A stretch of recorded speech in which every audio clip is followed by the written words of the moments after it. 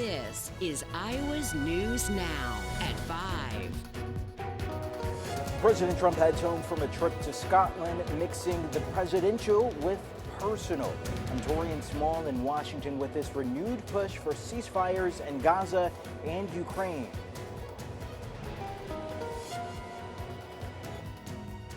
Storms sweeping across eastern Iowa last night. They're now being classified by the National Weather Service as a derecho.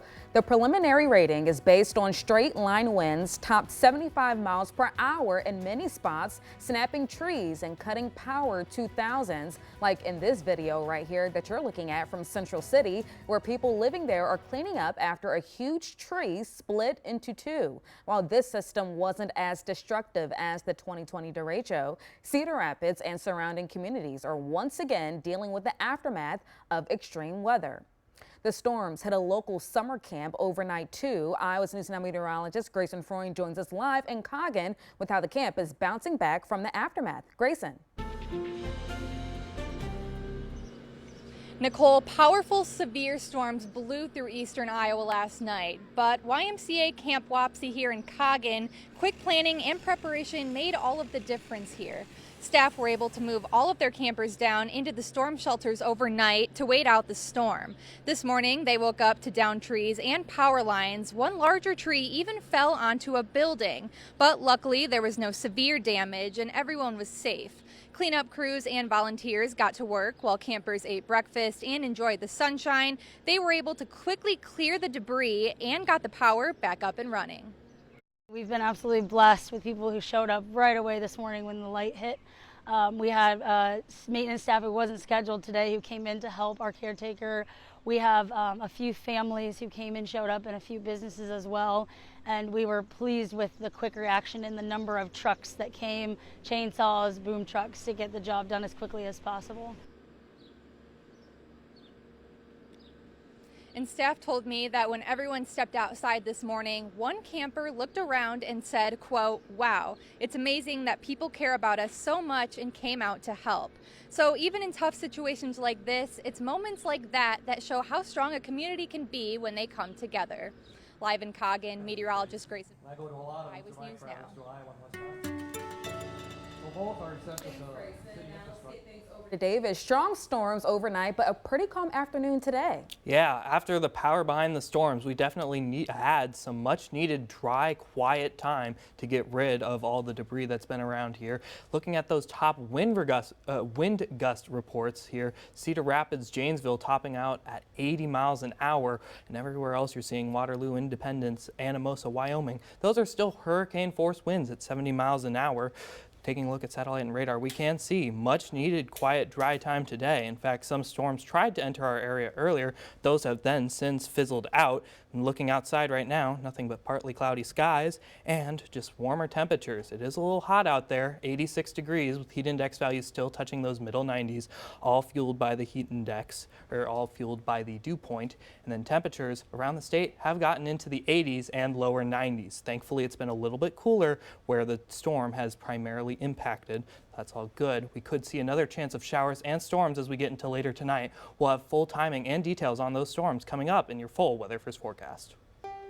Thanks, David. It's been 1 year since Iowa's 6-week abortion ban took effect, and state leaders say abortions in the state have gone down by 60%. Abortion advocates argue Iowans are still getting care. They're just facing additional barriers, like having to go out of state for it. Planned Parenthood says they've seen a 182% increase in Iowans traveling to their clinics in Nebraska and Minnesota.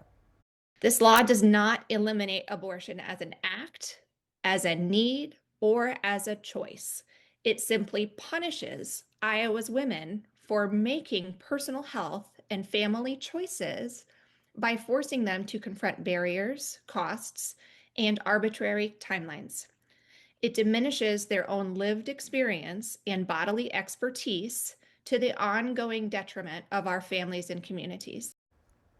Governor Kim Reynolds is marking the 1-year anniversary, highlighting the significant reduction in abortions across the state, saying, quote, "This is a powerful victory for life, and it's all because Iowans and their representatives stood strong for the rights of the unborn, passing the bill not just once, but twice, and by an increasingly wide margin." President Trump on his fourth day on a trip to Scotland. The visit included opening the newest Trump Corporation golf course and discussions on trade and the global crisis in Gaza and Ukraine. Torian Small is in Washington, D.C. with more. Let's go. 1, 2, 3. President Trump cut the ribbon for the new Trump golf course on Scotland's northern coast, then christened the links with a round of golf. During his visit to Scotland, Trump hosted British Prime Minister Keir Starmer, with starvation in Gaza a key topic of their discussions. Returning to London, Starmer held an emergency cabinet meeting Tuesday and announced a major policy change. The UK will recognise the State of Palestine by the United Nations General Assembly in September, unless the Israeli government takes substantive steps to end the appalling situation in Gaza. The U.S. has not yet agreed to recognize a Palestinian state, which Israel opposes. But Trump said Israel needs to allow more aid into Gaza as thousands are starving. What will you say next to Benjamin Netanyahu? We're working together. We're going to try and get things straightened out for the world. While the president is pushing for a peace deal in Gaza, he's also pushing Russia to accept a truce with Ukraine, giving Putin 10 days to start talks or face more sanctions and tariffs. Russia responded to the upped deadline with another round of missiles and drone attacks on Ukraine, which Ukraine says resulted in the deaths of at least 22 people. Ukrainian President Volodymyr Zelensky thanked President Trump for the renewed pressure and called sanctions a key element toward an eventual peace. Torian Small, CBS News, Washington.